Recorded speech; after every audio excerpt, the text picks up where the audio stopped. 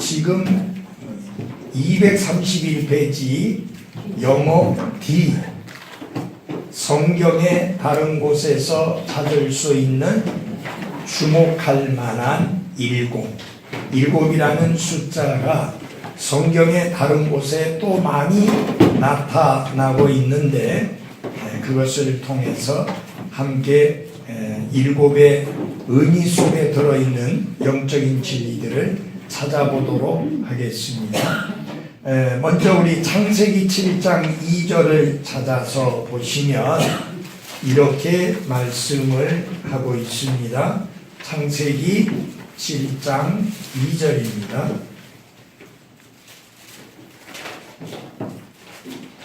너는 모든 정결한 짐승 중에서 수컷과 그것의 암컷을 7마리씩 취하고, 이렇게 보면 하나님께서 방주 안으로 데리고 들어갈 짐승들을 말하면서 정결한 짐승은 암수 7마리씩 이렇게 데리고 들어가라고 하나님이 말씀하셨습니다. 자, 그래서 정결한 뭐예요? 짐승들은 방주 안으로 7마리씩 들어갔습니다. 자, 우리 방주에 대해서 잠깐 좀 생각해 볼 필요가 있는데요. 이 방주는 오늘날의 많은 배들하고는 근본적으로 그 구조도 다르고 특징이 다릅니다. 길이가 136.8m, 상당히 길죠. 그 다음에 너비가 22.8m, 높이가 13.7m인데 이것을 여러분들이 이해하기 쉽도록 크기를 설명을 드린다면 미국의 미식축구 경기장 그것보다 1배 반이나 큽니다. 그리고 높이로 길이가 그렇게 길어요. 높이로 말하면 4층 건물보다 조금 더 높습니다. 근데 이 배의 특징을 보면은 이건 무슨 속도를 낸다든지 그런 것하고는 전혀 관계없이 어디에 그 초점을 두고 만드는 거냐면은 기동성이나 속도보다는 또 모양새라든지 그것보다는 안정성에 그 역점을 두고 만든 배입니다. 자, 현대 그 조선 다시 말하면 선박 전문가들 이들에 의하면 이 구조가 가장 안정성 있는 구조다. 그렇게 이야기를 합니다. 자, 여러분, 하나님이 직접 배를 만드신 적이 있나요? 없어요. 그런데 하나님이 설계하시고 그 설계에도 따라서 이제 노아가 배를 만들게 되었는데 하나님은 한 번도 배를 직접 만드신 적이 없지만 가장 안정된 배를 만들도록 설계도를 노아에게 주셨습니다. 우리가 이것을 보면 하늘과 땅, 그 안에 있는 모든 것을 만드신 창조주 하나님이시기에 또한 그렇게 완벽한 배의 설계를 하시고 그것을 노아로 하여금 만들게 하신 것이죠. 그러니까 하나님이시기 때문에 가능합니다. 여러분 생각해 보십시오. 한 번도 배를 만들어 본 경험이 없는 인간이 어떻게 설계를 하고 그것도 지금이 아니라 아주 오래전에 그런 배를 만들 수 있느냐? 불가능한 이야기예요. 그래서 이게 하나님이 친히 설계하시고 노아로 하여금 그것을 만들게 했는데요. 여러분 여기 보면은 아주 특이한 말씀이 있어요.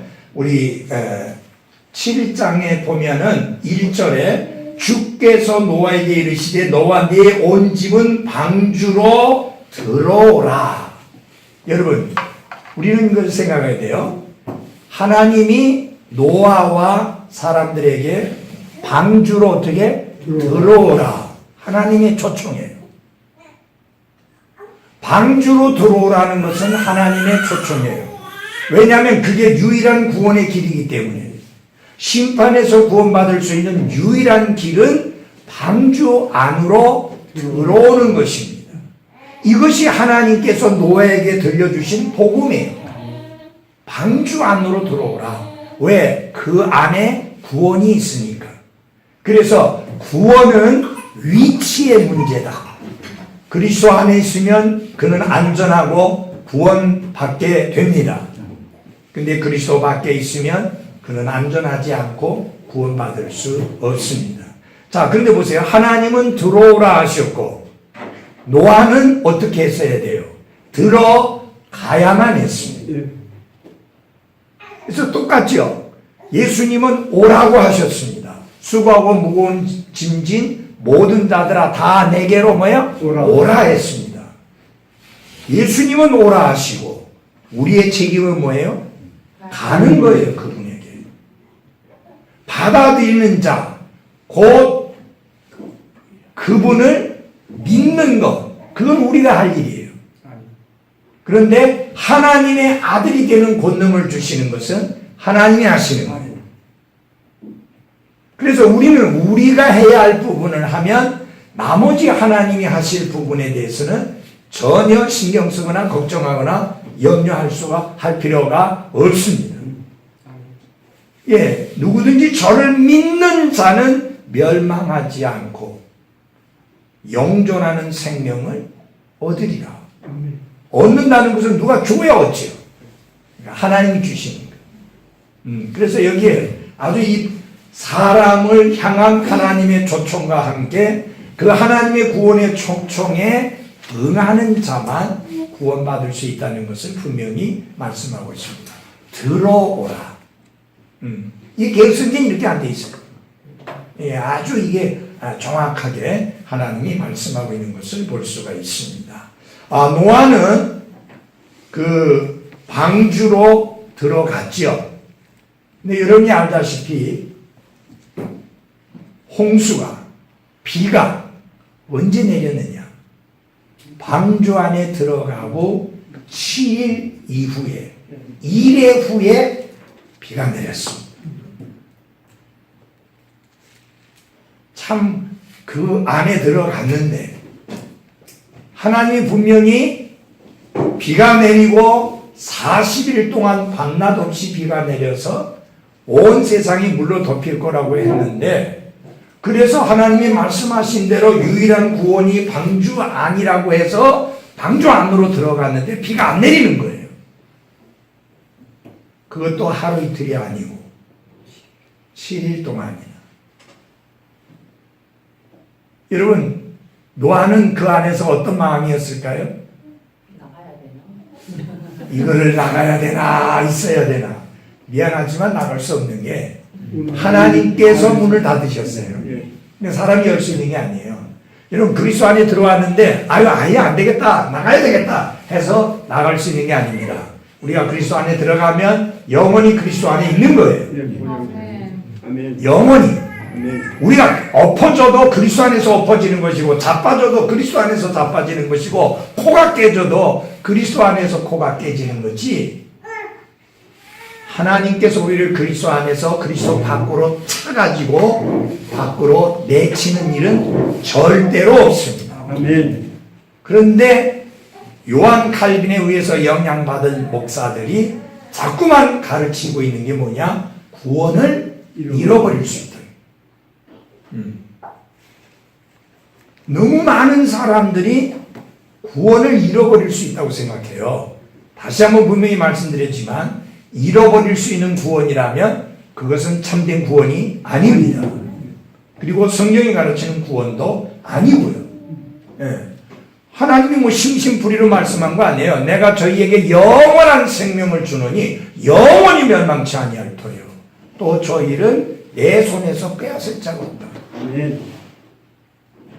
그거 심심풀이로 여기 성경에 적어놓은 거 아니에요. 하나님의 절대적인 진리요 약속이에요. 예.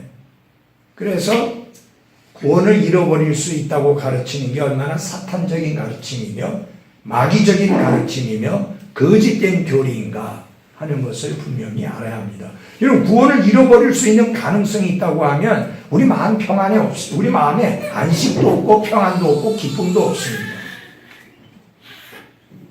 잃어버릴 수 있는 구원을 갖고 있다는 것은 끔찍한 이야기예요. 그리고 그 구원을 내가 지켜야 된다면 잃어버릴 수 있어요. 그렇죠? 그 구원을 내가 지켜야 된다면 우리는 그 구원을 잃어버릴 수 있어요. 그런데 우리는 구원을 우리가 지키는 게 아니라 하나님께서 지켜주십니다. 네, 그러니까 그런 걱정할 필요가 없죠. 자, 그 다음에 보십시오. 레위기 8장에 보면은 레위기 8장 33절에 보면은 이 아론의 아들들이 제사장으로서 세워지게 될 때에 어떤 절차를 거쳤는지를 보여주고 있는데요. 레위기 8장 33절에 보면은 너희를 거룩히 구분하는 날들이 끝날 때까지 이래 동안은 너희가 회중의 성막 문에서 나가지 말지니 그분께서 너희를 이래 동안 거룩히 구분하시리라. 이 아론의 아들들이 제사장으로서 세움을 입고 성막 안에서 섬기게 되는데 이 성막 안에서 섬기기 전에 제사장으로서 세움을 입기 위해서 겪게 되는 절차가 있는데 그 절차 중에 하나가 뭐냐면 2일 동안 즉 7일 동안 회중의 성막에서 회중의 뭐라고 했죠? 회중의 성막 문에서 밖으로 나가지 마라. 그렇게 분명히 말씀을 하셨습니다. 그래서 하나님이 거룩하게 구분하시는 표로서 2일 동안 절대로 회중의 성막 밖으로 나가지 않도록 하나님이 그렇게 거룩히 구분을 하셨습니다. 근데 왜 그게 하루 이틀이 아니고 왜 3, 4일이 아니고 7일이냐? 7이라고 하는 건 지난번에 계속 공부하듯이 하나님의 완전 숫자. 그것은 완전하게 구별된 사람으로 세워지는 것의 의미를 보여주고 있는 것입니다. 자, 그 다음에 보면은 레위기 23장에 레위기 16장에 보시기 바랍니다. 레위기 16장 14절. 레위기 16장 14절 같이 좀 큰 소리를 읽어보겠습니다. 시작. 그는 또 수소의 피를 취하여 자기 손가락으로 긍휼의 자리 위에 동쪽으로 뿌리고 또 자기 손가락으로 그 피를 긍휼의 자리 앞에 7번 뿌릴지니라. 피를 그릇에 담아 가지고 와서 어디에? 긍휼의 자리에 7번 뿌리라. 한두 번이 아니고 7번을 뿌리라 했습니다. 근데 여러분이 지금 긍휼의 자리라고 하는 이것을 조금 이해할 필요가 있는데 개역 성경에는 이것을 속죄소라고 했어요. 그리고 그 밑에 달아있는 이 관주에 거기 보면은 시은좌라고 은혜를 베푸는 자리다 라고 이렇게 이야기했습니다. 영어로는 mercy라고 합니다. 긍휼을 베푸는 자리다. 그럼 여러분 이걸 아셔야 되는 게 뭐냐면은 언약궤라는 거 여러분 알고 계시죠? 언약궤가 의미하고 상징하는 게 뭐냐? 하나님이 우리와 함께 계시다. 하나님의 임재하심의 상징이 언약궤입니다. 예.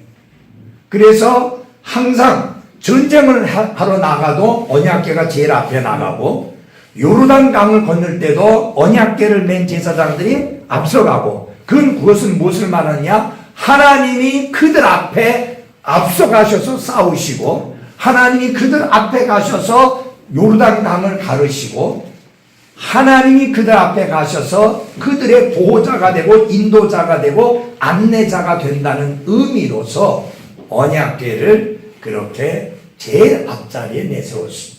근데 이 다른 기구들은 번제단이나 그런 것들은 막대기를 빼놨다가 이동할 때 끼웠는데 언약궤만큼은 항상 그 지고 다닐 수 있도록 고리에, 언약궤 고리에 막대기를 항상 끼어 있었습니다.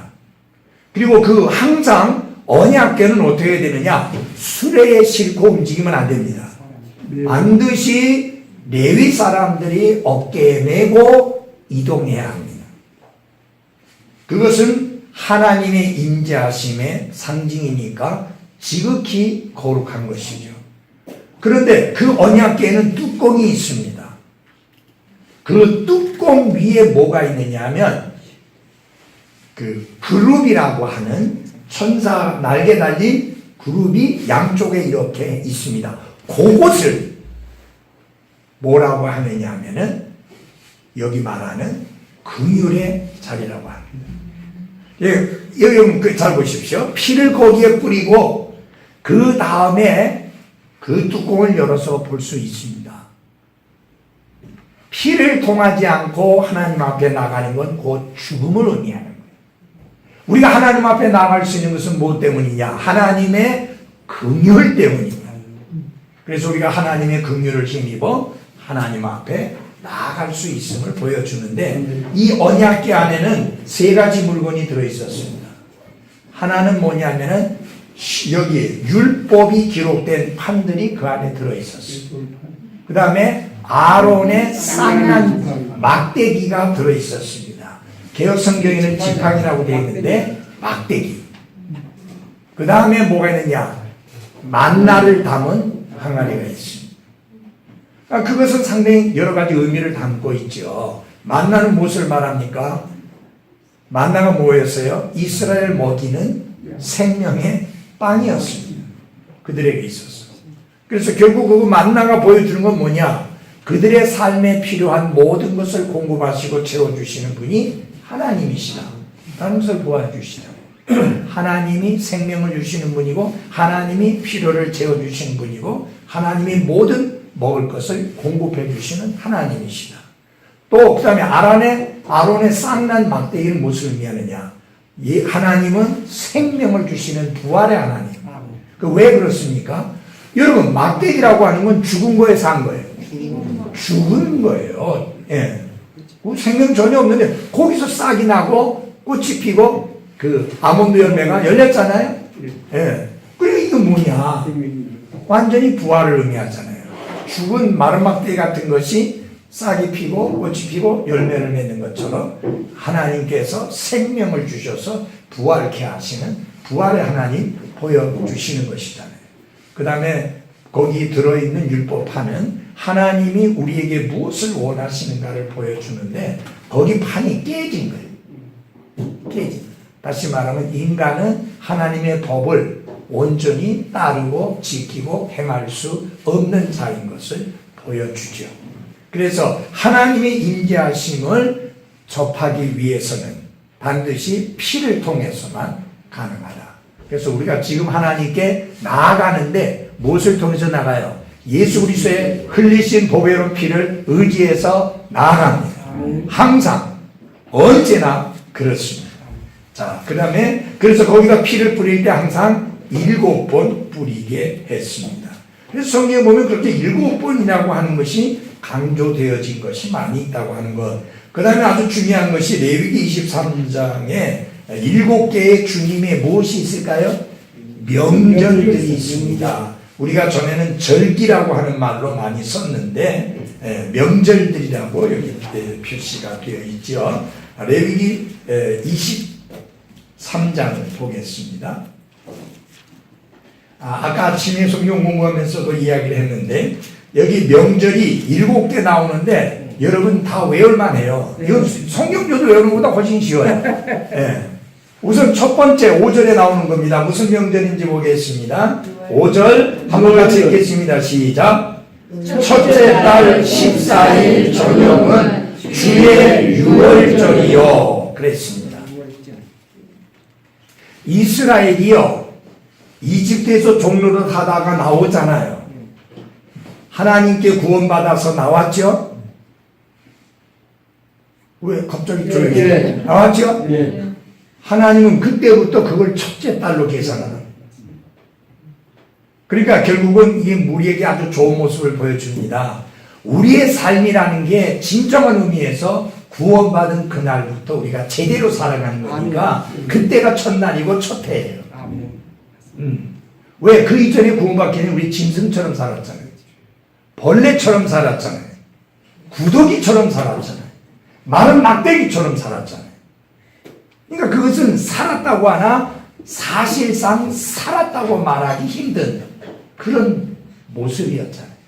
구원받고 나서 그리스도 예수님 안에서 새로운 창조물이 되면서 새 생명을 얻으면서 그때부터 내 인생에 역전이 일어나고 그때부터 새로운 삶이 시작이 되어진 거죠. 그것을 의미하는 게 유월절이에요. 유월절. 그래서 첫 번째 명절이 뭐예요? 유월절. 이 유월절과 관련해서 하나님께서 주신 말씀이 있습니다. 출애굽기 12장 14절이에요. 출애굽기 12장 14절.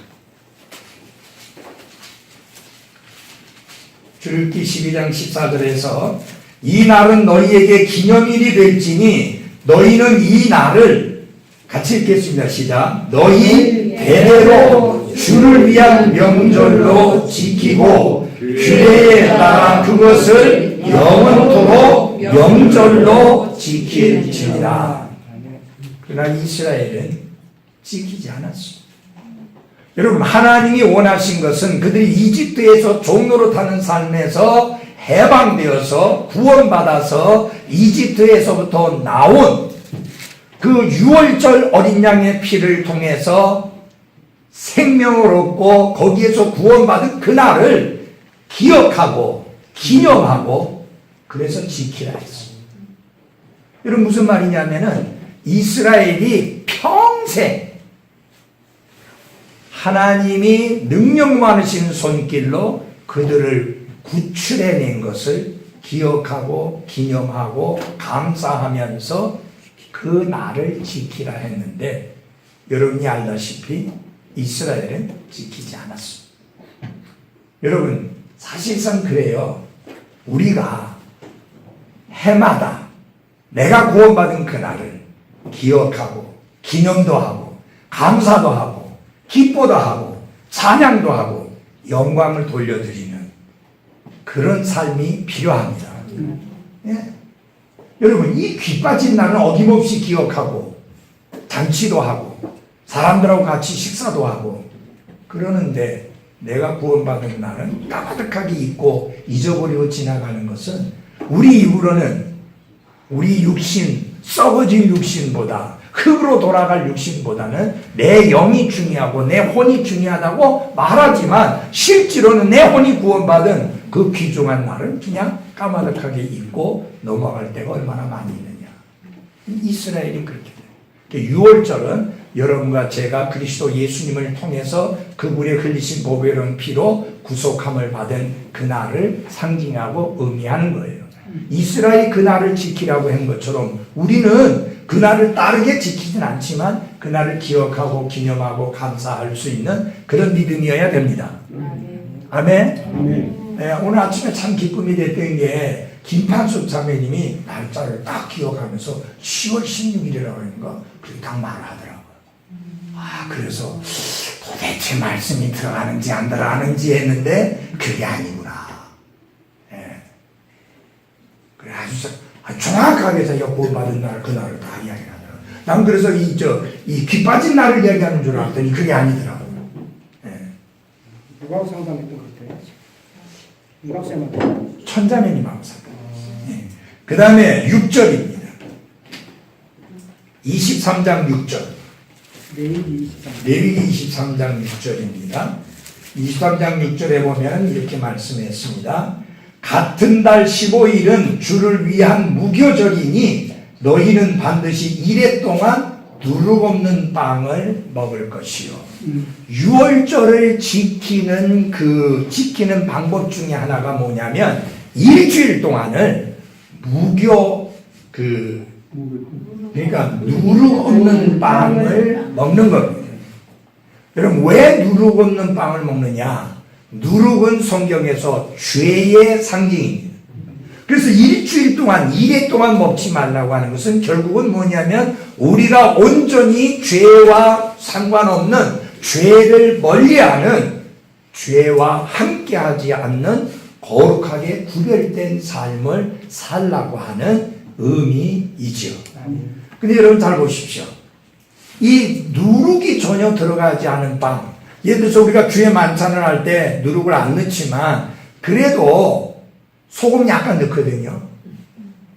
그리고 이걸 갖다가 기름을 해가지고 이렇게 그거 하니까 먹기가 그래도 괜찮아요. 이 씹는 게 별로 그렇게 문제 없어요. 나중에 먹으면 맛있어 그러네요. 그런데 완전히 생 밀가루만 그것도 기름에 이렇게 붙이는 게 아니라 구워서 먹으면 정말 맛없습니다. 왜냐하면 일체 아무것도 안 들어가고. 그러니까 여러분 어떻게 보면 죄와 상관없이 죄를 멀리하는 삶은 그렇게 맹맹하고 심심하고 맛이 없어요. 실제 그렇잖아요. 죄는 잠시이긴 하지만 뭐를 줘요? 쾌락을 줍니다. 네. 여러분 가만히 앉아있는 것보다 가서 흔들어대는 게 더 재미 아니었어요? 그렇잖아요. 네. 아니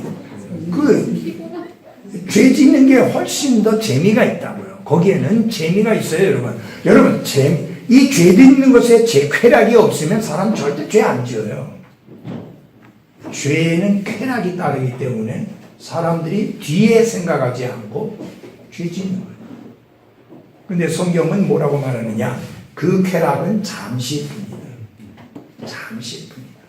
바로 후회가 찾아오고 바로 비참한 삶이 따라오고. 여러분 그 정준영이하고 그 애들, 그 여자애들을 갖다가 인격으로 대한 게 아니라 놀이개감으로 대했어요. 그리고 그렇게 약을 먹여가지고 정신없는 상태에서 강간을 하고 해놓으면서도 전혀 죄의식이 없는 거예요. 그냥 즐긴 거예요. 그러니까 완전 짐승보다도 못한 삶을 사는 거예요. 어느 짐승이 다른 짐승에게 그 약을 먹여가지고 그래 못된 짓을 합니까? 정말 짐승보다도 못하고 버르지보다도 못한 짓거리를 하는 거죠. 그래서 여기 1회 동안 누룩이 들어가지 않은 빵을 먹으라는 것은 철저하게 구원받은 그리스도인은 죄와 멀리하는 삶을 살아라 하는 명절이 무슨 절? 무교절입니다. 그 다음에 세 번째 10절에 보면은 23장 10절에 보면은 이런 말씀이 나옵니다. 10절 23장 10절 한번 보시겠습니다. 이스라엘 자손에게 말하고 그들에게 이르라 너희는 내가 너희에게 주는 땅에 들어가 그 땅의 수확물을 거둘 때에 너희 수확물의 첫 열매 한 단을 제사장에게로 가져갈 것이요. 요것을 뭐라고 하느냐면 초실절이라 합니다. 초실절. 초가 제일 먼저의 의미예요. 첫 열매.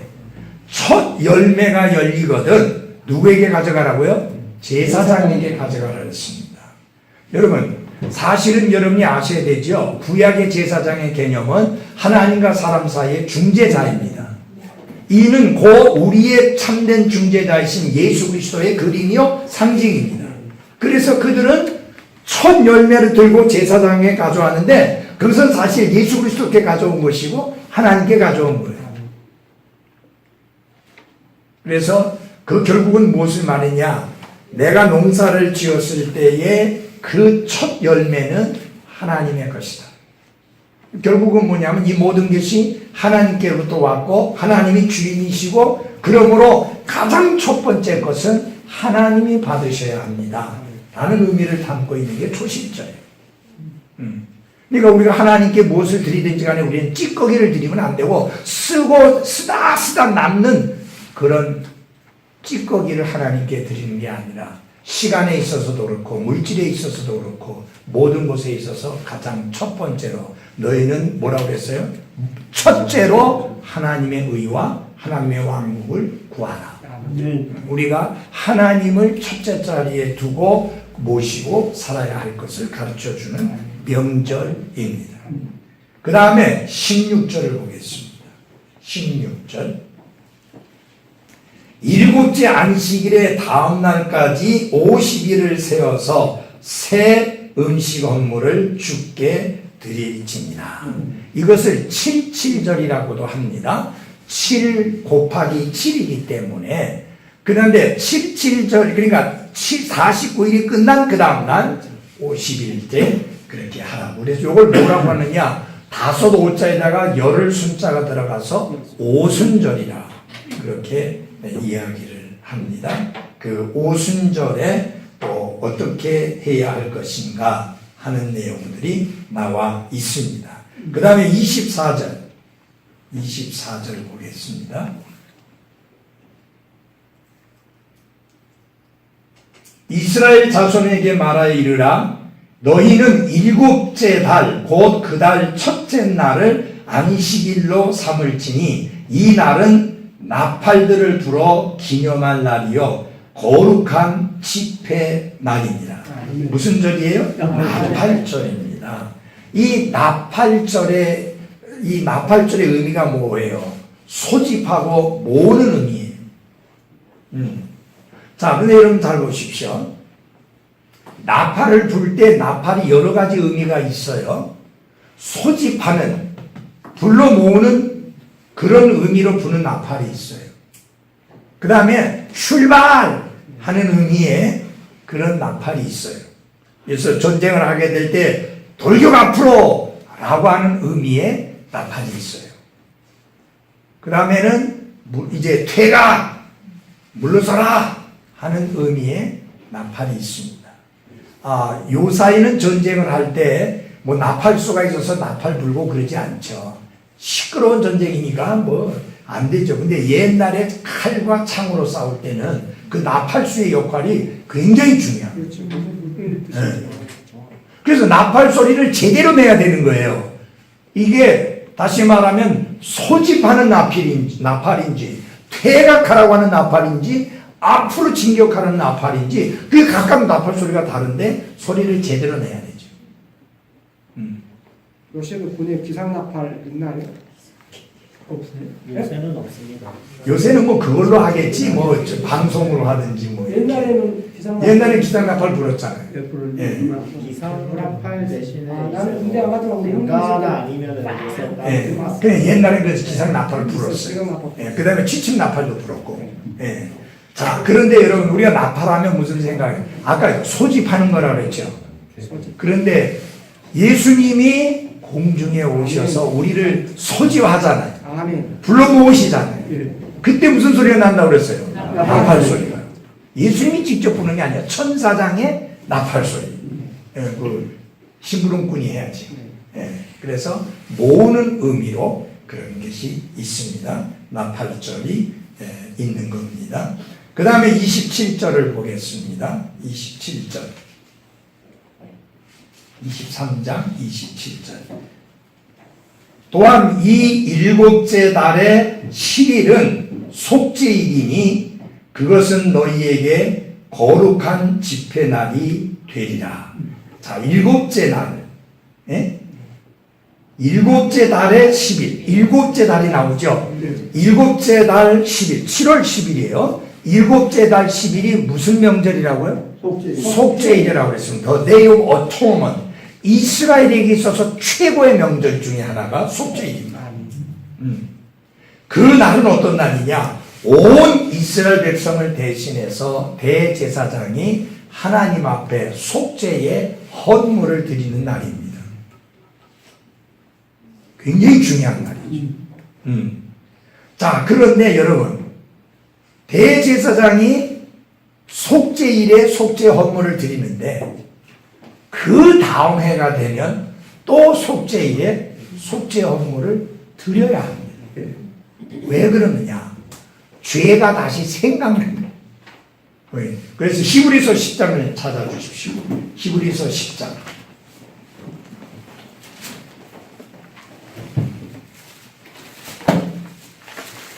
히브리서 10장.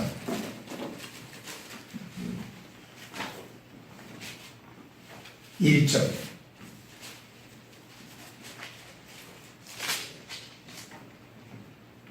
율법은 다가올 좋은 일들의 그림자는 가지고 있으나 그 일들의 형상 그 자체는 아니므로 그들이 해마다 계속해서 드린 그런 희생물로는 거기로 나오는 자들을 결코 어떻게 완전하게 할 수 없느니라. 그랬더라면 경배하는 자들이 한 번에 깨끗하게 되어 더 이상 죄들을 의식하지 아니하였을 터이므로 그것들을 드리는 일을 그치지 아니하였겠느냐. 그러나 그 희생물들에는 해마다 죄들을 다시 어떻게 생각나게 하는 것이 있나니 황소와 염소의 피가 죄들을 제거하는 것은 어떻게 해요? 불가능하니라. 이게 뭐냐면 결국은 그 죄가 1년 동안 생각 속에서 잊혀지는 거예요. 그래서 이 죄가 1년 동안 굴러가는 거예요. 이게 굴러가요.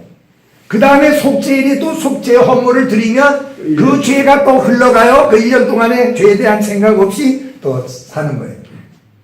계속 굴러가는 거예요. 여러분들 주일학교 때 불렀던 찬송 생각납니까? 그걸 우리가 이렇게 불렀어요. 우리 나갔네 나갔네 나갔네 했잖아요. 그게 잘못된 거예요. 그게 아니에요. 굴렀네요. 굴렀네 굴렀네 굴렀네. 나의 모든 죄짐이 굴러갔네. 어디에? 십자가로. 그래서 구약에 드려졌던 많은 희생물들은 그림자지 실체가 아니니까, 형체가 아니니까 그것들이 완전하게 할 수 없고, 그것들은 상징적인 의미로서 1년 동안 죄를 잊어버리게 하고 대신에 그 죄는 굴러가는데, 굴러서 어디까지 굴러가야 되느냐? 십자가까지 굴러가야 하는 게 맞습니다. 아멘. 그리고 예수님은 십자가 위에서 다 지불을 하셨습니다. 아멘. 마치셨고 끝내고 완전히 이루셨습니다. 예. 그래서 이런 의미가 들어 있습니다. 그래서 구약의 제사장들이 섬기는 그곳에서는 뭐가 없었느냐? 의자가 없었어요. 의자가 없었고, 성경을 보면 그들이 계속 서서 섬기되, 예.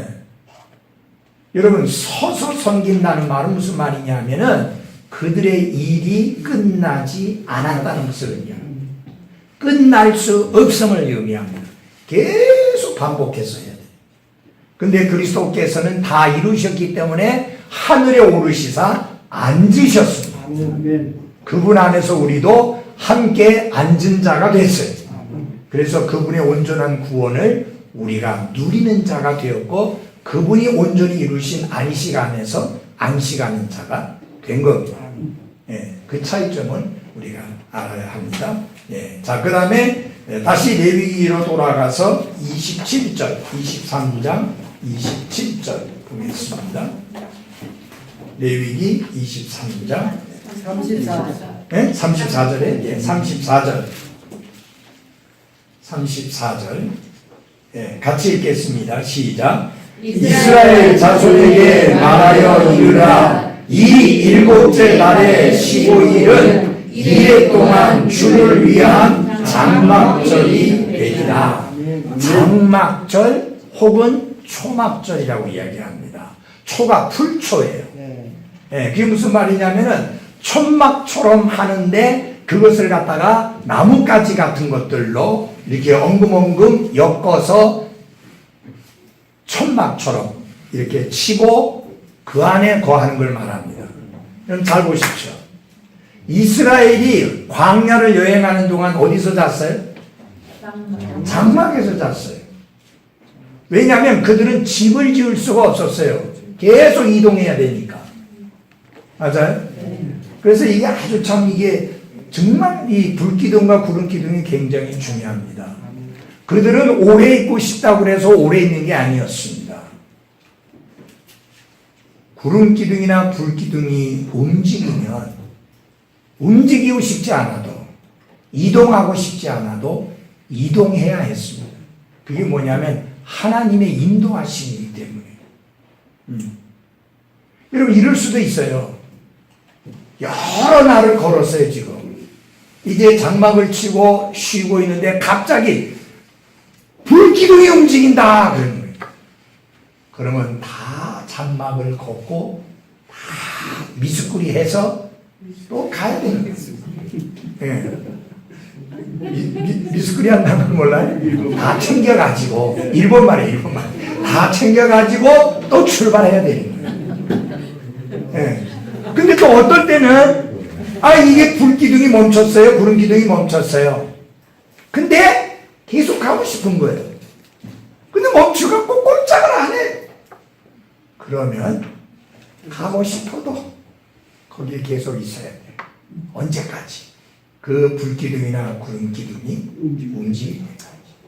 그래서 이스라엘을 인도했던 불기둥과 구름기둥, 그것은 바로 오늘날 우리 그리스도인의 삶을 인도하시는 하나님의 인도하심의 두 가지 그 표인데요. 하나는 말씀이고 또 하나는 성령님. 아멘. 그래서 성령님과 말씀을 통해서 우리를 인도합니다. 우리 기분대로 하면 안 돼요. 예. 여러분 신앙생활은 정말 우리 기분대로 하면 안 돼요. 뭐 마음에 안 들어서 안 하고 마음에 들어서 뭐 물불 가르지 아니하고 그게 아니에요. 우리 기분대로 하는 게 아니에요. 우리 감정대로 하는 게 아니에요. 우리 느낌대로 하는 게 아니고 우리의 삶을 좌지우지하고 이끌어가야 되는 것은 하나님의 말씀이요 성령 하나님이십니다. 성령 하나님 우리 안에서 계셔서 우리를 인도하시잖아요. 성령님께서. 우리가 그렇게 하도록 우리 마음에 감동을 주고 우리의 마음을 움직이고 우리를 이끄시는 대로 해야 되고 또 그 다음에 하나님 말씀이 내 발에 빛이요 내 길에 등불이니까 이 말씀대로 따라서 살아야 하는 것이죠. 그래서 여러분 신앙이 좋다 할 때 그 사람을 뭘 두고 말하느냐, 그가 기분이나 감정이나 느낌이나 자기 생각대로 움직이지 아니하고 하나님 말씀에 따라 움직이고 생활하는 사람을 신앙이 좋다라고 이야기하는 거예요. 그래서 늘 그런 삶 속에서 살아가는 한 분 한 분들이 다 되기를 바랍니다. 여기 있는 분들은 기분 따라온 사람들이 아니잖아요. 말씀 따라와고 성령의 인도하심 따라 온 사람들입니다. 네, 그래서 근데 하나님이 이스라엘 백성에게 뭐라고 말씀하느냐면, 자 너희가 이제 약속의 땅에 들어가서 거기 있는 사람들 다 물리쳐가지고 그 다음에는 이제는 광야 생활이 끝났으니까 집을 짓고 거기에 살아라. 그런데 여기 나와 있는 대로 요 때에는 일주일 동안을 장막에 거하라, 초막에 거하라 그렇게 말씀하셨어요. 왜 그렇게 하셨을까요? 인생이 나그네임을 가르쳐 주십시오. 우리 모두가 지금 천막에 사는 사람 없어요. 그렇죠? 예. 그러나 우리가 아무리 좋은 집에 살아도 늘 잊지 말아야 될 것은 나는 나그네다, 순례자다, 잠시 머물다 가는 인생이다. 제가 그 세계의 아주 독특한 건물을 소개하는 내용 중에 스페인에 정말 대단한 건물들이 많더라고요. 한 개인 거예요. 한 개인 가정이 사는 집으로 지었는데 이건 세상에 내가 볼 때 그 집에 몇백 명 살아도 충분할 것 같더라고. 그렇게 짓고 거기 매일 사는 것도 아니야. 별장처럼 사는 거야. 제가 볼 때 그들에게는 나는 나그네고 순례자라는 생각이 눈꼽만치도 없는 것 같아요. 마치 이 땅에서 천년 만년 살 것처럼 그렇게 해놓고 그렇게 지어놓고 살고 있기 때문에 자기는 정말 행복하다고 말합니다. 예, 행복할 수 있어요. 근데 여러분 잘 들어주십시오. 그리스도인의 삶의 목표는 행복이 아니에요. 사도 바울에게 한번 물어보세요. 당신의 삶이 행복하냐고. 뭐가 행복할 게 있어요? 맨날 두드려 맞고 맨날 고개 갇히고 맨날 죽을 고비를 넘기는데 뭐 행복할 게 있어요? 여러분, 행복이라고 하는 것은 우연과 일치되는 거예요. 해피니스라고 하는 건 우연. 우리는 우리의 삶에 있어서 우연이 중요한 게 아니라 하나님의 뜻이 중요합니다. 그래서 여러분, 매주 예수 그리스도를 모시고 사는 삶, 그 삶은 내가 초막에 구하든지 궁궐에 구하든지 내 삶이 천국과 같은 삶이다. 그렇게 돼야 됩니다. 대단한 곳에 사는데 지옥 같은 삶을 사는 사람들이 있고, 정말 형편없는 데 살면서도 천국 같은 삶을 살고 있고, 제 아내가 꼭 이제 저를 놀릴 때 한 번씩 하는 이야기가 있어요. 이제 결혼하기 전에, 이제 결혼하고 나서 5일 만에 바로 이제 대전으로 가도록 돼 있었기 때문에 미리 제가 이제 건물을 이제 전세를 얻어 놓은 거예요. 물론 여러분, 건물이 아니죠. 방 하나죠. 네, 근데 이제 방을 하나 얻었는데 제가 생전 남의 방을 얻어본 경험이 없으니까 제 딴에는 너무 좋은 방을 얻었다고 막 그때 흑백 카메라 갖고 사진을 찍어가지고 막 이제 이래가지고 이제 제 아내한테 보여줬어요. 제 아내는 그때 자기 방이 따로 있었던 집에 살던 사람이고 집에 식모가 있어서 식모가 밥 해주는 그런 삶을 살던 사람인데 이게 방 한 칸짜리 거기다가 부엌이 없어요. 그래서 옛날에는 그런 거 많이 했어요. 그 창문 옆으로 이렇게 스리트 해가지고 달아내가지고 부엌 만든. 스리트 하면 유라이트라고 하죠. 예. 뭐 스리트 할 때도 있고 유라이트 할 때도 있고. 그러면 어떻게 되느냐면은 이게 밥을 해가지고 밥상에 이렇게 차려가지고 어떻게 되느냐면은 이게 이제 마루로 가가지고 마루 문 열고 들어가서 방으로 들어가려면 뱅뱅뱅뱅 돌잖아요. 그리고 어떻게 그러냐면은 이제 부엌에서 해가지고 해가지고 올리면 방에서 그걸 또 이렇게 받는 거예요. 그런데 여러분 그 이제 마루가 있어요. 조그만 마루가 한 1m 정도 폭이 되는 그 앞에 과부 주인 아줌마 살아요. 그 옆방에 과부 또 다른 아줌마 살아요. 우리는 신혼이에요. 젊은 사람들이잖아요. 그런데 딱 문 열면 바로 이렇게 마주 보이는. 근데 이 아줌마가 니나노 하는 노래를 매일 틀어대는 거예요. 그리고 사람들 불러다가 거기서 막 노래 부르고 춤추고. 저는 교회에 근무한다고 나가버리지만 내 아내는 집에 있잖아요. 그렇게 좋은데 어떻게 오셨어요? 예. 기가 막히고. 구하기도 힘들어. 구하기도 힘든 데로 오더라고요. 그 지금도 그 이야기, 오늘도 그 이야기 하면서 이제 내를 놀리는 거예요. 예? 그런데 그게 거기다가 또 요 오른쪽에는 창문은 이쪽에 여기 그냥 창문이 두 군데 있는데 하나는 부엌 때문에 막혔고 하나 오른쪽에 있는데 바로 창문하고 바로 붙은 곳에 뭐가 있느냐면 과자 공장이 있어요. 그 총각들이 막 우통 벗고 막 그냥 일하고 더우니까 그러니까 이 창문도 못 열고 부엌 쪽에는 뭐 열어 왔자고 안방 그쪽도 못 열잖아요.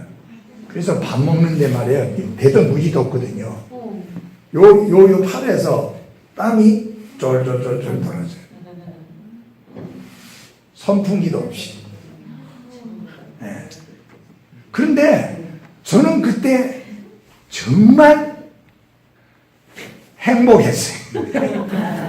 목사님이 행복하시네. 네. 내만 행복했어요. 혼자 있다가 가족이 있으니 뭐 혼자 살고 혼자 자취하면서 살다가 마누라 있지. 밥도 해주고 뭐 밥도 해주는데 반찬도 착착 올라오지. 뭐 얼마나 좋아요. 예. 꽃같이 젊은 여자 있지. 뭐 부족한 게 뭐 있어요.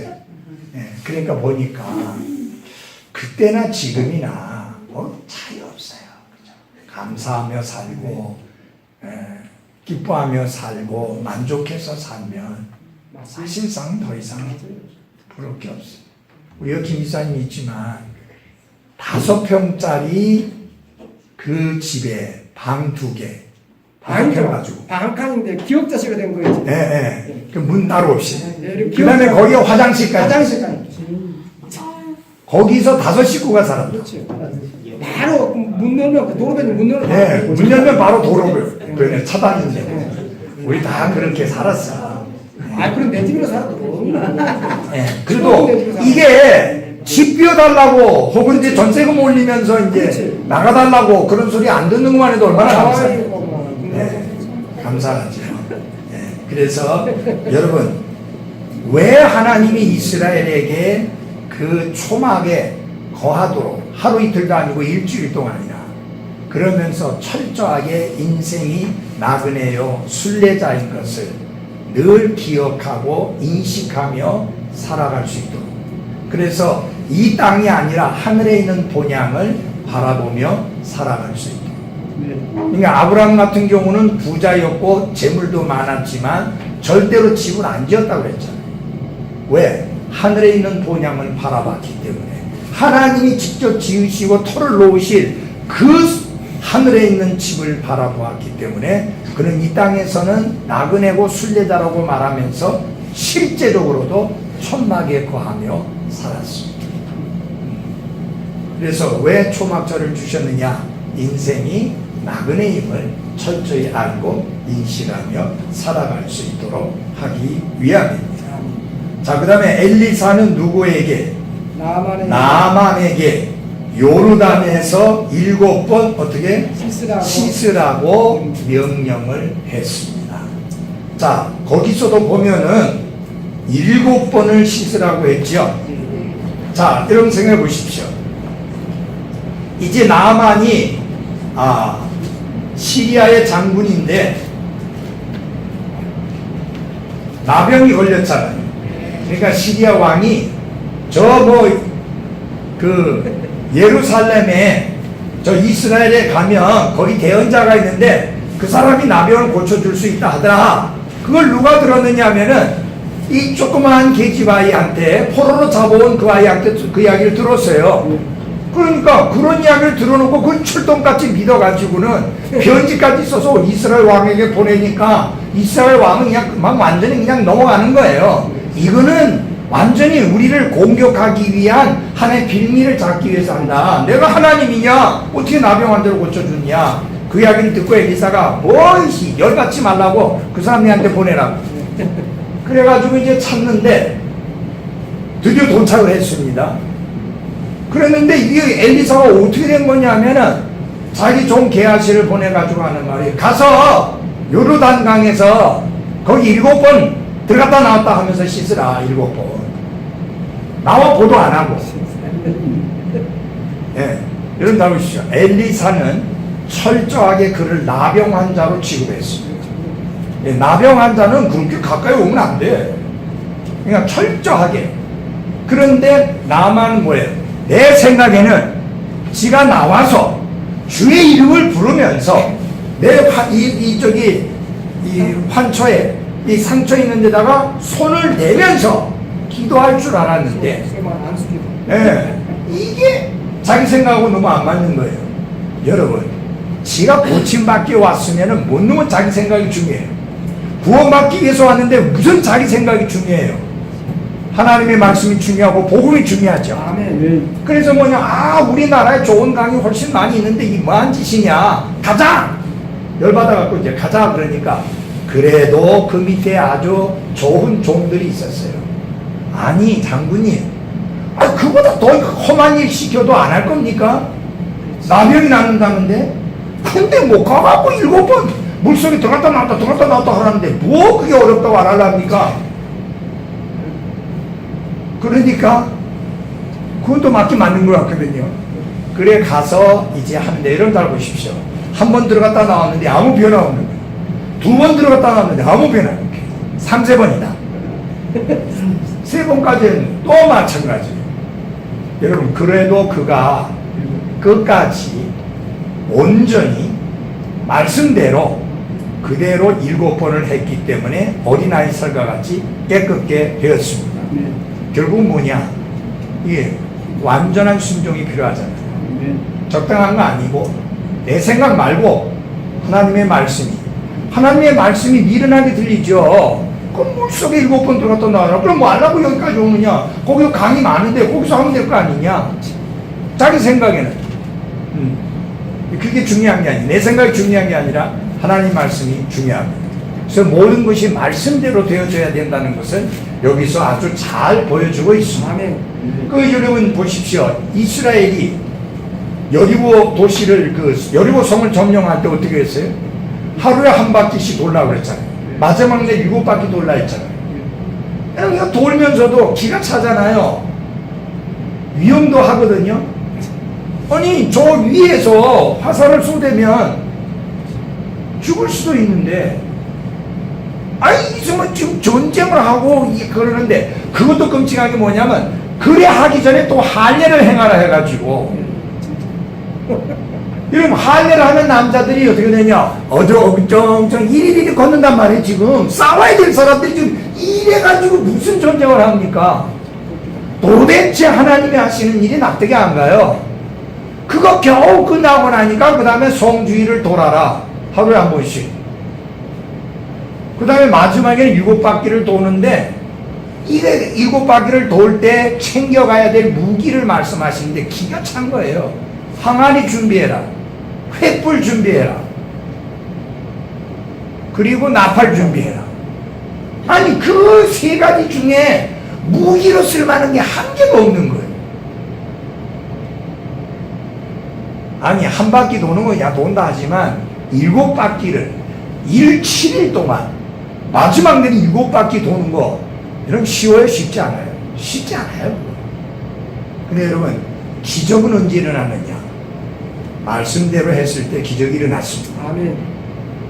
칼, 창 하나도 쓰지 아니하고 화살 하나 날리지 아니하고 여리고성이 무너져 내렸고 승리했어요. 네. 그러니까 우리가 말씀대로 하면 그게 뭐 될까 하는 어리석은 생각이 들 때가 있지만, 어리석고 미련해 보여도 말씀대로 순종할 때 기적이 일어납니다. 아멘. 변화가 일어납니다. 능력이 나타납니다. 그래서 우리가 말씀대로 사는 부분이 굉장히 중요하다. 아멘. 아멘. 그게 굉장히 중요한 거예요. 여러분 엘리야가 자기 하인에게 가서 구름이 나타나는지 봐라. 7번 왔다 갔다 했잖아요. 7번 왔다 갔다 할 때 겨우 손바닥만한 구름 보였잖아요. 근데 비가 많이 올 거니까 아합에게 빨리 병거를 타고 내려가시라고. 큰 비가 온다고. 여러분 우리가 그런 믿음이 필요해요.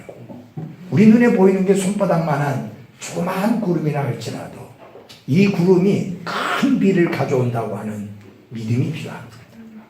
예. 그게 하나님이 주신 작은 구름이라면 그건 단순히 작은 구름이 아니에요. 그 작은 구름 안에 어마어마한 비가 있는 거예요. 여러분과 저의 삶에도 마찬가지입니다. 하나님이 보여주시는 자그마한 표, 증표 소중히 여기시고 귀히 여기고,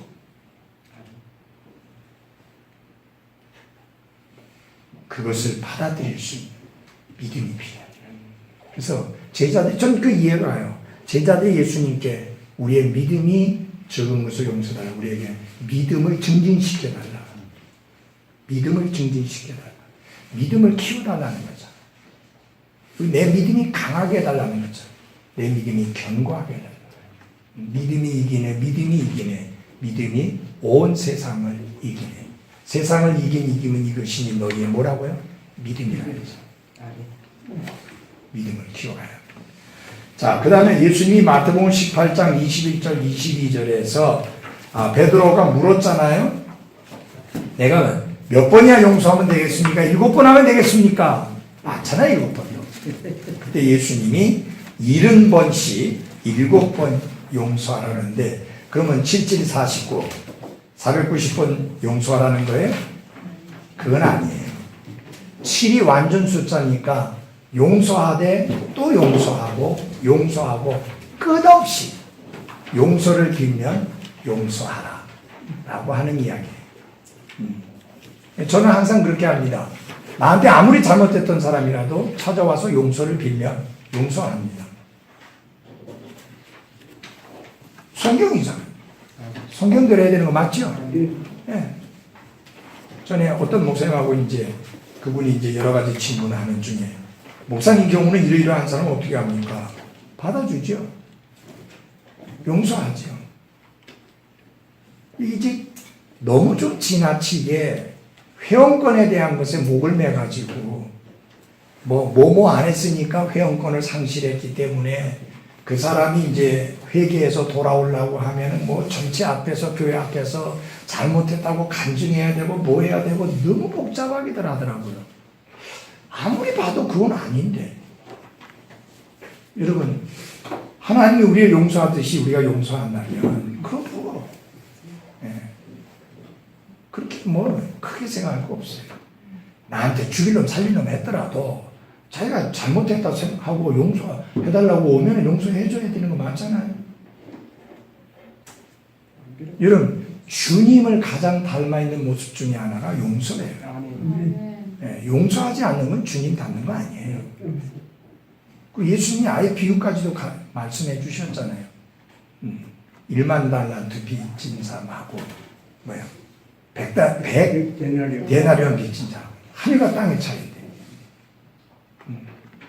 그래서 우리는 다른 사람에 대하여는 너그럽지 못하고 내 자신에 대해서는 한없이 너그러운 그런 사람이 되면 안 되고 반대가 돼야 돼요. 나에 대해서는 인색하더라도 다른 사람에 대해서는 항상 너그러운 사람이 되어야 합니다. 이 요한복음에 보면은 나는 뭐뭐이다 라는 말씀이 7번 나옵니다. 그런데 이 요한복음의 특징이 뭐냐면 예수님의 신성모음서라고 하는데 이 말이 무슨 뜻이냐면 예수님이 하나님이심을 그리고 하나님의 아들이심을 확실하게 알리고 믿음을 가지도록 하기 위해서 기록한 게 바로 요한복음입니다. 한번 찾아보겠습니다. 20장 요한복음 20장 31절 찾아서 우리 같이 다 함께 큰 소리 읽겠습니다. 요한복음 20장 31절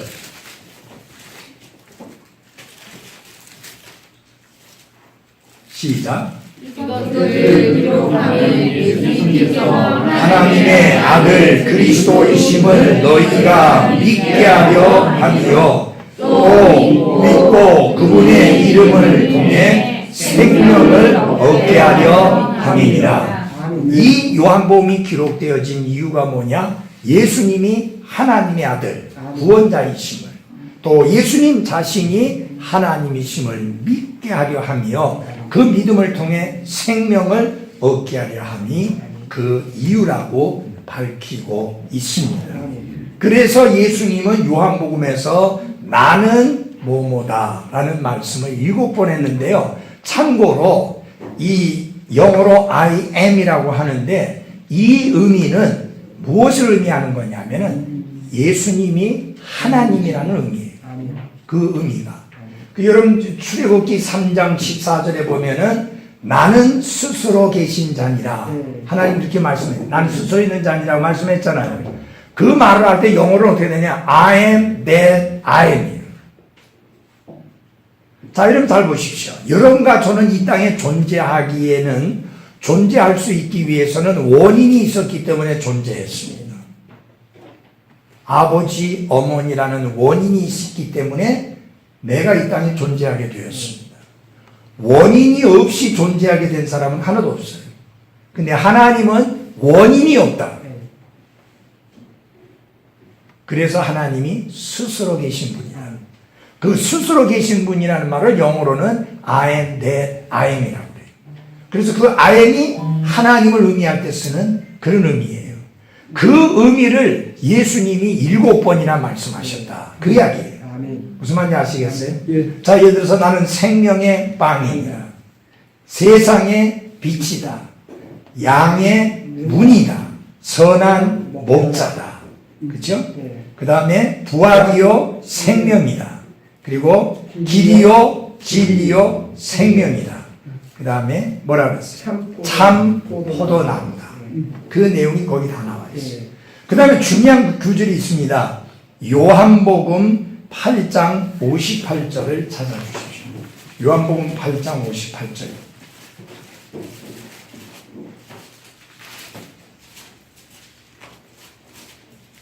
같이 읽겠습니다. 시작. 예수님께서 그들에게 이르시되 진실로 진실로 내가 너희에게 이르노니 아브라함이 있기 전에 내가 있느니라 하시니라. 아멘. 아무래도 국어에 예민한 사람이 우리 김성애 자매일 것 같은데, 김성애 자매, 이 내용을 보면서 이게 문법적으로 뭔가 좀 안 맞는 것 같다라는 그런 생각이 드는 부분이 있습니까? 있느니라 하시니라. 그렇죠? 김성희가 있죠. 아니 이런 생각 보십시오. 내가 이렇게 돼야지 되지 않습니까? 아브라함이 있기 전에 내가 있었느니라. 그렇지. 아니 일상적으로 말을 할 때는 당연히 그게 정상적인 표현이에요. 그렇죠. 우리 만약에 이런 식으로 쓰면은 국어시험에서 찍어버려. 틀렸다 그 말이에요. 전문가는 얘기를 한 것은. 예? 아니 아브라함이 있기 전에 내가 있었느니라 해야지 맞지, 내가 있느니라가 그게 안 맞잖아요. 그러면 이건 무슨 말을 하려고 하신 것이냐? 예수님이 하나님이심을 아멘. 말씀하십니다. 예수님은 있었느니라가 아니라 있느니라. 그때도 있느니라고, 지금도 있느니라고, 앞으로도 있느니라. 다시 말하면 그분은 영원하신 분이다 라는 의미예요. 아멘. 영원하신 하나님입니다. 그 여러분과 저는요, 과거가 있고 현재가 있고 미래가 있어요. 하나님께는 과거, 현재, 미래가 없어요. 항상 현재이신 분이에요. 왜? 영원하신 분이니까. 맞아요? 예, 여러분 이 영혼을 이야기할 때 원으로 이렇게 상징적으로 이야기합니다. 여러분이 이 커피 컵은 시작이 있고 끝이 있어요. 한번 보세요. 그렇죠? 그렇죠? 시작이 있고 끝이 있어요. 저거는 저 컵으로는 비유가 안 돼. 근데 이거는 시작이 없고 끝도 없어요. 어디가 시작이고 어디가 끝인지 몰라요. 그래서 왜 하나님을 말할 때 원으로 표시하면서 영원하신 분을 말을 하느냐? 시작도 없고 끝도 없는 분이거든요. 영원하다는 말은 시작도 없고 끝도 없다는 말이고, 스스로 계시다는 말은 시작도 없고 끝도 없다는 말이에요. 여러분과 저는 시작이 있고 끝이 있습니다. 그래서 어떻게 말합니까? I was born 해가지고 이렇게 이야기합니다. 나는 몇 년도에 태어났었다. 태어났다. 예. 그래서 was라고 하는 과거의 동사를 씁니다. 우리는. 근데 예수님은, 하나님은 항상 현재이시고, 그 말은 스스로 계신 분이다. 원인이 없이 계신 분이다. 영원하신 분이다. 그런 의미입니다. 그래서 예수님이 하나님이심을 보여주는 내용이 이 요한복음 안에서만 7번이나 이렇게 표현되어지고 있다라고 하는 이야기입니다. 잘 이해하셨죠? 네. 그 다음에 에베소서 4장 3절을 보시면, 에베소서 4장 3절에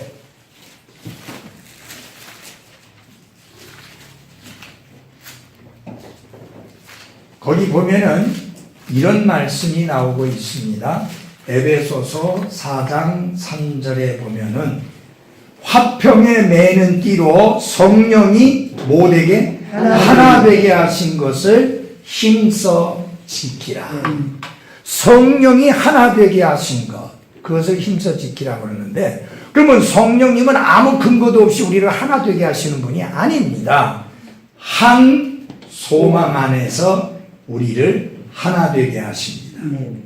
그 다음에 한 몸 안에서 하나 되게 하시고, 한 성령 안에서 하나 되게 하시고, 한 주 안에서 하나가 되게 하시고, 한 믿음 안에서 하나가 되게 하시고, 한 진리 안에서 하나가 되게 하시고, 한 하나님 안에서 하나가 되게 하시고. 이게 개역 성경에 보면은 소망이 하나예요. 침례가 하나예요. 하나님이 하나예요. 주도 하나예요. 전부 그렇게 돼 있어요. 여러분, 소망이 하나 아닙니다. 믿지 않는 자가 가진 소망이 있잖아요. 헛된 소망. 맞아요? 이단자들이 가지고 있는 소망이 있습니다. 불교인들이 가지고 있는 소망이 있습니다. 소망이 하나가 아니에요. 그러나 우리는 한 소망 안에서 하나가 되는 거예요. 아멘. 일치가 되는 거예요. 아멘. 그래서 침례도 한 침례지 침례가 하나가 아니에요. 그렇죠. 한 침례입니다. 아멘. 아시겠어요? 예. 한 침례가 있을 뿐이에요. 성경적으로는 한 침례가 있습니다. 그러나 여러분 이 세상에는 여러 침례가 있잖아요. 침례도 하나이요 하면은 그 여러 침례 중에 어떤 침례냐 이렇게 되는 거예요. 우리는 여러 침례 인정하지 않아요. 한 침례.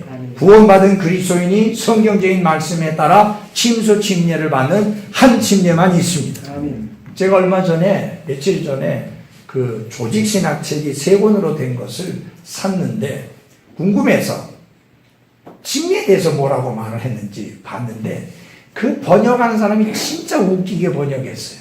세례는 오직 침례 하나만 있다. 그리고 그 세례는 완전히 물속에 잠기고 물속으로부터 일으키는 한 세례가 있을 뿐이다. 근데 그게 사실 영어로는 베티즘이라고 그래서 하나예요. 세례했다 침례했다가 아니에요. 그래서 옛날에 극동방송국에 어떤 사람이 질문했어요. 세례는 침례가 맞습니까? 세례가 맞습니까? 하니까 재밌게 대답했어요. 세례는 침례가 맞는 세례입니다. 그 방송이니까. 침례가 맞다고 해버리면 곤란해지니까 세례라고 표현하는 거예요. 그 말이 안 되는 거예요. 그런데 그 사람은 복음주의 신학자지 근본주의 독립침례교 신학자가 아닌데도 불구하고 신학자의 양심으로 말을 하면 그것밖에 없다고 해요. 침수침례밖에 없다. 원어를 봐도 그렇고 의미를 봐도 그렇고 그 사람은 그 부분에 관한 신앙의 양심을 따라 말을 한 거예요. 자, 그 다음에 에베소서 6장 14절에서 18절까지 보면은 7개로 이루어진 하나님의 무엇을 말해요? 전신갑주를 말합니다. 자, 하나님의 전신갑주 7개. 우선 우리 그냥 성경에는 그 순서대로 안 되어 있습니다. 그렇지만 이렇게 합시다. 우선 위에서부터 내려옵시다. 위에는 뭐예요? 구원에 두고 우리는 구원에 분명한 확신을 가지고 있어요. 아멘. 머리로도 분명히 알고 있어야 됩니다. 지식적으로도 분명히 알고 있어야 됩니다. 그래서 구원에 두고 그 다음에 뭐예요? 의의 흉배. 다시 말하면 우리가 하나님께 나가는 근거가 뭐냐? 우리의 의의가 아니라 하나님이 의신 예수 그리스도를 힘입어 그의 의를 힘입어 하나님 앞에 나갑니다. 그러니까 이런 가슴은 당당한 걸 의미하잖아요. 그래서 성경에도 보면 하나님 앞에 당당히 나간다. 예, 당당히 나간다. 여러분 하나님 앞에 당당히 나갈 수 있는 거 감사하십시오. 아멘. 대단하잖아요. 의의가 있어야 돼요. 근데 내 의의 갖고는 안 돼요. 하나님의 의의가 있어야 되는데 하나님은 그 의를 그리스도를 통해서 우리에게 값없이 거저 주십니다. 그래서 우리를 의롭다라고 칭해 주셨습니다. 예. 자, 그 다음에는 이 힘을 쓰는 허리, 뭐가 진리로 허리띠를 둘러야 합니다. 그 다음에 중요한 게 뭐냐? 발이 편해야 돼요. 복음에 예비한 신발. 복음은 평안하게 하는, 평안을 안겨주는 복된 소식입니다. 자, 이런 것들은 전부 다 이제 우리 몸 자체에 걸치는 거잖아요. 그 다음에 뭐가 필요해요? 믿음의 방패가 필요합니다. 방패도 역시 보호용이죠. 방어용이에요. 우리에게 주어진 유일한 공격용 무기가 있는데 그게 뭐냐? 성령의 검, 곧 하나님의 말씀이 주어졌습니다. 이렇게 7개로 우리 자신이 무장이 되어집니다. 그 다음에 히브리서에 보면은요, 6개요? 빠졌어? 하나 말씀 안 했어요? 진리, 의인과 화평의 복음, 신발. 믿음의 방패, 구원의 투구, 성령의 검. 하나, 둘, 서이, 너희, 다섯, 여섯, 7개 맞는데? 6개 맞죠? 예. 6개 맞죠? 예. 진리의 허리띠, 의의 흉과, 그렇지, 믿음의 방패, 구원의 투구, 성령의 검. 7개 맞아. 6개야? 집사님 어떻게 하나, 생각해? 둘, 의의 흉과, 지금 말씀하셨을 때밖에 안 했는데. 하나, 둘, 셋, 넷, 다섯, 여섯. 맞네. 의의 흉갑이니까 하나를 붙였으니 거네. 의의 흉갑, 진리의 허리띠, 화평의 복음의 신발, 믿음의 방패, 구원의 투구, 그다음에 성령의 검. 6개. 6개네, 그죠? 네. 그 다음에 중요한 게 있어요. 기도. 기도. 예. 그렇지. 자, 그 다음에 히브리서에 보면은요, 7개의 뭐가 나오느냐? 더 나은 것들이 나옵니다. 7개 더 나은 것들이 나오는데, 성경 일일이 찾아볼 수 없습니다. 하나는 첫 번째 그 성경 구절이 있죠? 히브리서 7장 19절에서는 뭐냐면, 더 나은 소망. 네. 그 다음에 두 번째 구절은 뭐냐면은, 7장 22절이죠. 네. 더 나은 상속 언약. 네. 그 다음에 세 번째 8장 6절에서는 더 나은 희생물. 아니야 더 나은 그 약속 커버넌트 약속. 그 다음에 네 번째 9장 23절에서 더 나은 희생물. 그 다음에 다섯 번째 더 나은 실체. 더 나은 실체 맞아요. 실체. better substance. 더 나은 실체. 그 다음에 여섯 번째로 더 나은 본향. 네, 본향. 11장 16절. 마지막 일곱 번째로 더 나은 부활. 이렇게 더 나은. 그래서 여러분 이상하잖아요. 여러분 잘 들어보세요. 왜 히브리서에 더 낫다고 하는 말씀이 이렇게 많이 나오는가? 예를 들어서 예수님이 모세보다도 뛰어난 이유는 모세는 종으로서 섬겼는데 예수님은 주인이시다. 그래서 이게 계속 더 낫다고 하는 것을 계속 설명하는 내용이 히브리서에 계속 나옵니다. 뛰어나다. 왜 그러냐? 이 유대인 그리스도인들이 다시 유대교로 돌아가려고 하는 그런 시도들이 있었기 때문에 왜 그리로 돌아가려고 하느냐? 더 나은 언약도 있고 더 나은 약속도 있고 더 나은 부활도 있고 더 나은 본향이 있는데 그래서 더 낫다는 better 이 더 낫다는 말이 그렇게 많이 나옵니다. 마지막 야고보서 3장 17절입니다. 이 말씀을 우리 다 같이 한 목소리 읽어봅시다. 야고보서 3장 17절 시작. 그러나 위로부터 난 지혜는 첫째 순수하고 다음으로 화평하며 부드럽고 간청을 잘 들어주며 긍휼과 선한 열매로 가득하고 차별이 없고 위선이 없다. 위로부터 오는 지혜라고 하는 것은 하나님께로부터 오는 지혜를 말합니다. 세상 지혜와 완전히 대조적인 하나님께로부터 오는 지혜. 이 하나님께로부터 오는 지혜는 세상으로부터 오는 지혜와 즉 마귀의 지혜와는 근본적으로 다른데 7가지 특징이 있다고 거기 말씀합니다. 자, 첫 번째 뭐 하다고 그랬어요? 순수하다 그랬어요. 두 번째로는 화평하다. 세 번째로는 부드럽다. 네 번째는 간청을 잘 들어준다. 그리고 다섯 번째는 긍휼과 선한 열매로 가득하다. 그 다음에 여섯 번째로는 차별이 없다. 마지막 일곱 번째는 위선이 없다. 그래서 우리는 어떤 것을 추구해야 됩니까? 위로부터 오는 지혜를 추구해야 합니다. 마귀의 지혜, 세상으로부터 오는 지혜는 결국은 우리의 삶을 망치고 다른 사람의 삶을 해치게 되는 고약한 것입니다. 거기에는 시기가 있고 다툼이 있고 그리고 스스로 뽐내고 자랑하는 것이 있고 거짓말이 있고 좋은 것이 하나도 없습니다.